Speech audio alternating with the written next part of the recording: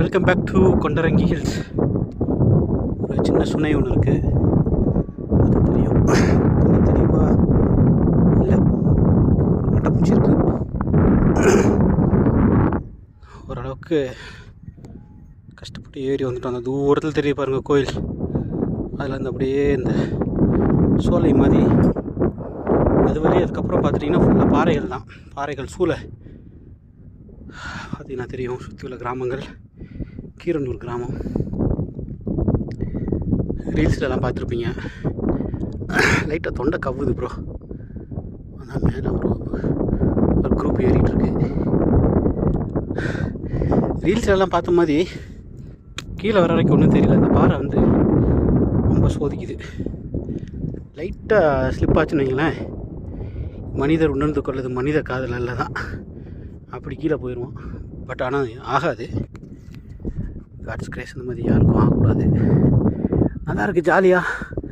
அந்த நேரம் 1:30க்கு ஏற ஆரம்பிச்சுன்னா 2:30 3:30 2 hours ஆகிடுச்சு. சூரிய பகவான் வேறு மண்ணில் கொட்டு வச்சிட்டாரு, சரியாக ஏற முடியல. பட் ஆனால் இந்த கம்பி போட்டிருக்காரு பாரு, வரிசையாக ஒருத்தர் போட்டிருப்பார், பேர் தெரியல, நாயக்கர். நல்ல மனுஷங்க. அங்கே பாருங்கள், கழுகு பறக்கிறான் பாருங்கள், பயப்புள்ள பறந்துட்டுருக்கான். அடுத்த தலைமுறை நல்லா இருக்கணும்னு சொல்லிட்டு சார் ரொம்ப நல்ல மனுஷங்க.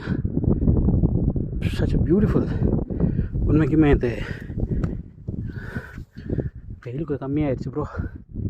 ஆனால் தப்பிச்சேன், சட்டையெல்லாம் கழட்டிட்டோம்.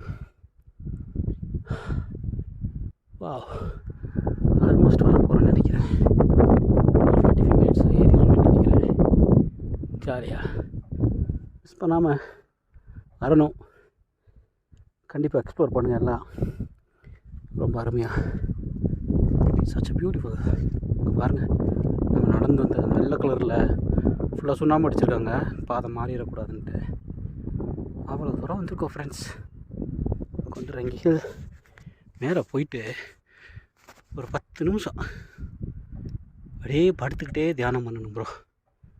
ஆமாம், அடுத்த வீடியோவில் சந்திக்கிறேன். விழித்திருங்கள்.